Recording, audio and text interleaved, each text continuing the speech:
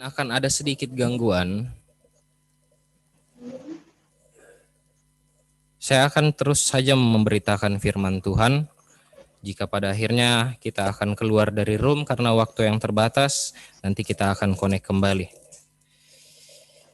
Selamat siang, dan semoga damai sejahtera tetap ada bersama-sama dengan jemaat sekalian. Shalom. Sebelum persiapan saya sempat sharing dengan salah satu teman saya yang pendeta di Poso tentang tema Natal tahun ini dari PGI KWI. Muncul pertanyaan sekolah minggu di otak saya. Kira-kira kenapa Yesus bukan dinamakan atau dipanggil Immanuel? Justru nama patennya Yesus. Alhasil kami diskusi kecil karena pertanyaan sekolah minggu ini, dan saya menambah sumber juga dari sarapanpagi.org. Ini situs yang paling saya rekomendasikan, selalu saya pakai rujukan kalau mau cari ayat Alkitab, karena di situ dikajikan dalam bahasa asli, dalam bahasa Ibrani, Yunani, Inggris, bahkan juga bahasa Aram. Jemaat yang dikasih Tuhan, nama Yesus dalam bahasa Ibrani disebut Yehoshua. Yehoshua. Sedangkan dalam bahasa Yunani, Iesos. Iesos. Kalau versi bahasa Yunani ini sebenarnya terserap dari bahasa aslinya. Bahasa asli yang Yesus gunakan sehari-hari pada saat itu, yaitu bahasa Aram. Kalau Yesus dalam bahasa aslinya sendiri, Yesus dalam bahasa Aram disebut Yeshua. Makanya kalau kita lihat film-film Tuhan Yesus, Yesusnya dipanggil Yeshua. Kalau ke bahasa Inggris nanti terjemahkan menjadi Jesus, dan ke bahasa Indonesia terjemahkanlah ke bahasa kita Yesus. Sebenarnya semua dekat pronunciation-nya, pengucapannya. Tapi yang lebih utama dibanding perbedaan-perbedaan yang terjadi dari berbagai bahasa ini, yang lebih utama daripada penyebutan nama Yesus itu sendiri dalam berbagai bahasa adalah arti dari nama itu sendiri. Arti nama Yesus. Nama Yesus menjadi nama utama yang memang diberitakan oleh malaikat Gabriel kepada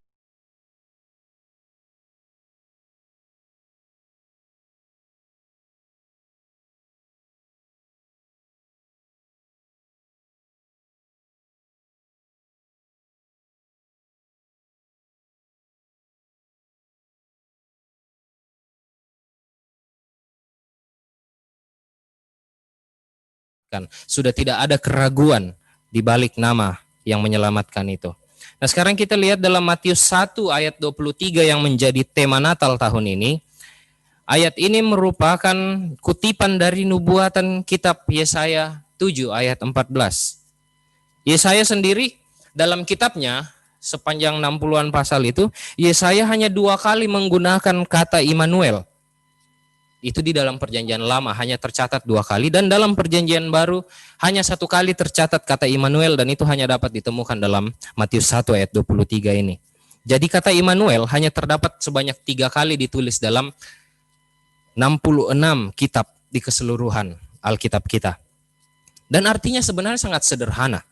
El adalah singkatan dari kata Elohim yang berarti Allah, dan Imanu berarti beserta kita. Jadi singkatnya Allah beserta kita. Yesus adalah Immanuel, bermakna bahwa melalui kelahiran Yesus Kristus Tuhan kita, Allah datang ke dalam dunia untuk menyertai dan menolong manusia. Allah bukan lagi Allah yang jauh, tetapi melalui Yesus menjadi Allah yang dekat dengan kita, yang mendengarkan, yang hadir di antara kita, menerima seluruh keluh kesah dan pengharapan kita. Jadi kembali ke pertanyaan sekolah minggu di atas. Yesus pada dasarnya bernama Yesus.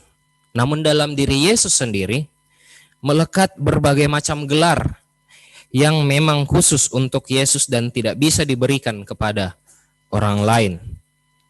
Selain gelar Immanuel, Yesus juga memiliki banyak gelar lain yang seperti kita bacakan dalam nubuatan Yesaya tadi. Penasihat ajaib, Allah yang perkasa, Bapa yang kekal, Raja damai, dan banyak gelar-gelar lainnya.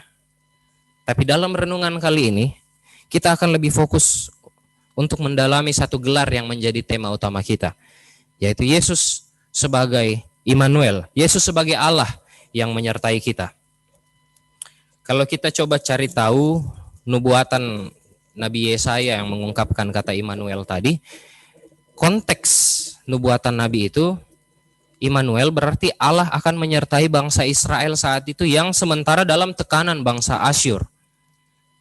Jadi singkat saja, Immanuel dalam konteks bangsa Israel saat itu berarti Allah ada bersama dengan umat dalam menghadapi persoalan politik negara atau politik bangsa mereka.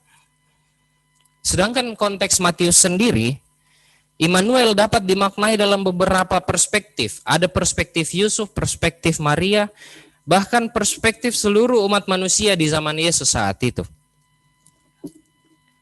Nah, menarik kalau kita coba lihat dari perspektif Yusuf terlebih dahulu. Kita coba perhatikan dari sudut pandangnya Yusuf melihat Immanuel ini. Ayat 18 pembacaan kita tadi menjelaskan dengan cukup terang tentang status Yusuf dan Maria. Ayat 18, Matius 1 ayat 18. Di situ mereka baru saja bertunangan, tapi Maria sudah mengandung.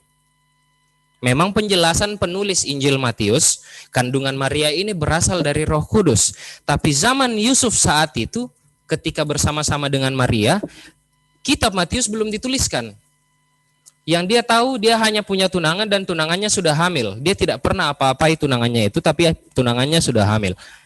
Jadi tentu Yusuf dalam dirinya sebagai manusia punya pikiran-pikiran yang agak serong mungkin dengan situasi yang dia hadapi. Yang pertama kita harus pahami posisi Yusuf. Yusuf memang keturunan Raja Daud. Walaupun dalam kehidupannya warisan darah raja itu tidak membuat hidupnya bisa dikatakan layak lah. Kita tahu Yusuf adalah tukang kayu. Tapi walaupun hidupnya tidak bisa dikatakan sebagaimana layaknya para keturunan raja, di dalam darahnya dia masih memiliki warisan darah raja itu. Dan itu yang membuat ia tetap memiliki wibawa sebagai seorang keturunan raja. Jadi tentu dengan konteks ini bahwa ia adalah keturunan raja, bisa saja dalam pikirannya bertunangan dengan seorang yang sudah hamil sebelum menikah adalah hal yang tidak tepat untuknya. Itulah yang kemudian melandasi pemikiran Yusuf di ayat 19 yang dibacakan dalam penggenapan tadi, bahwa Yusuf berniat menceraikan Maria dengan diam-diam. Karena di saat yang bersamaan, meskipun dia menjaga kewibawanya sebagai keturunan raja, di saat yang bersamaan ketulusannya mencintai Maria membuat ia tidak ingin nama Maria tercemar. Jika saat itu Yusuf dengan terang-terangan membongkar situasi Maria yang tidak pernah ia setubuhi tapi ternyata hamil, kita ingat kasus perempuan yang kedapatan bersinah. Hukum Yahudi berlaku. Perempuan yang kedapatan dalam kasus seperti Maria akan mati dirajam, mati dilempar batu. Jadi Yusuf ada di posisi tengah. Ia cari aman untuk semua pihak, baik untuk dirinya pun untuk Maria yang ia kasihi. Tapi tentu, ketika rencana itu jadi, ketika rencana Yusuf terlaksanakan bahwa ia akan menceraikan Maria secara diam-diam, maka nubuatan tentang lahirnya seorang Mesias dari keturunan Raja Daud akan batal, tidak tergenapi. Sehingga Allah mengintervensi, masuk ke dalam kehidupan Yusuf, masuk ke dalam mimpinya untuk memperingatkan Yusuf, jangan tinggalkan tunanganmu. Dari perspektif Yusuf ini, malaikat yang memberitahu bahwa anak yang akan dilahirkan oleh tunangannya akan diberi nama Immanuel, tentu berita yang disampaikan oleh malaikat menjadi penguatan bagi Yusuf sendiri. Di saat cintanya kepada Maria sedang diuji karena kehamilan yang dialami tunangannya itu, Yusuf mendapat peneguhan bahwa Allah akan menyertainya menghadapi kegundah-gulanan perasaan yang Yusuf alami. Di saat ia khawatir ketika kewibawaannya sebagai seorang pria keturunan raja sedang diuji karena harus bertunangan dengan seorang gadis yang telah hamil namun tidak pernah ia sentuh, Yusuf mendapat ketenangan dari berita sorga, dari malaikat bahwa Allah akan menyertai Yusuf melewati pergumulan perasaan itu. Jadi dari perspektif Yusuf, kita bisa pelajari, kita bisa belajar bahwa dalam kasus percintaan, kasus perasaannya kepada Maria dan juga kasus harga dirinya sebagai seorang keturunan raja, Allah hadir memberi keteguhan bahwa persoalan-persoalan dalam konteks Yusuf pun bisa dilalui karena Immanuel, karena Allah beserta kita. Kita beralih ke konteks Maria. Dalam konteks Maria kurang lebih sama dengan konteks Yusuf. Harga diri Maria menjadi taruhan ketika Yusuf meninggalkannya, Yusuf menceraikannya secara diam-diam. Bahkan lebih parahnya yang saya katakan tadi, nyawanya bisa melayang karena hukum Yahudi. Tapi kalau kita lihat dari segi spiritual,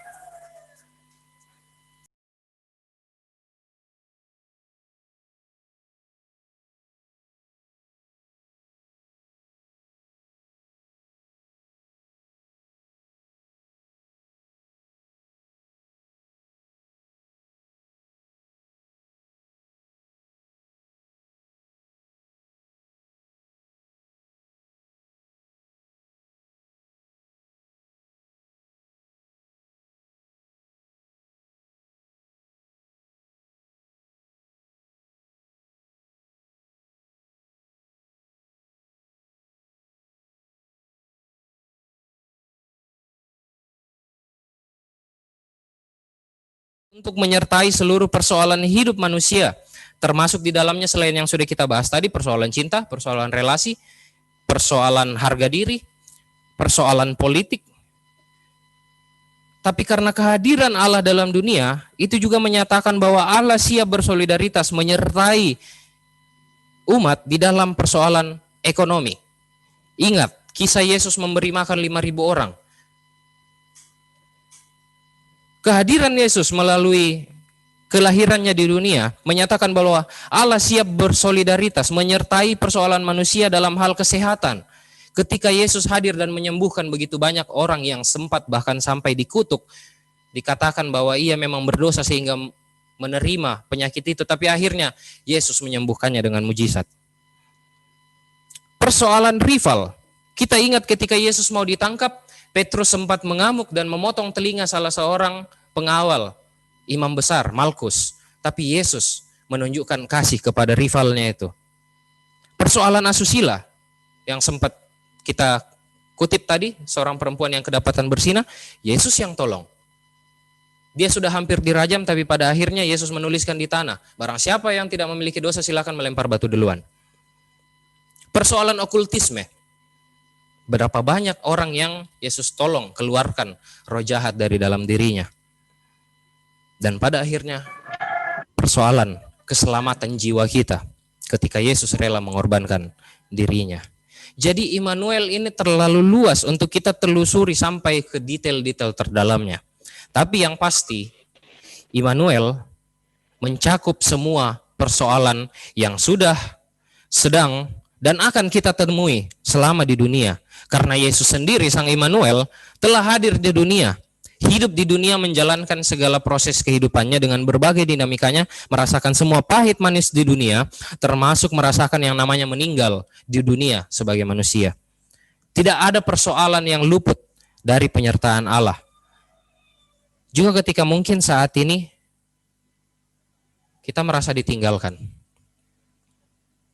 kita merasa dijauhi oleh banyak orang, kita dijadikan bahan cerita, kita dipandang secara sinis, kita dikucilkan, kita diasingkan. Tema Immanuel datang meneguhkan kita bahwa kita tidak sendiri. Seperti berita malaikat datang meneguhkan Yusuf dan Maria, meneguhkan seluruh umat percaya saat itu. Kehadiran Sang Immanuel, Mesias yang hadir di tengah dunia, adalah wujud nyata bahwa Allah ada bersama-sama dengan kita di balik semua gumul yang kita alami. Semoga dengan penyataan Allah melalui kajian tema Immanuel yang bisa kita renungkan saat ini, apapun beban hidup kita saat ini, hadapilah bersama Immanuel. Ia akan memulihkan keadaan kita. Selamat menjalani penantian Natal, penantian kedatangan Kristus kembali dalam masa raya Advent ini, bersama-sama dengan Allah yang menyertai kita semua. Amin.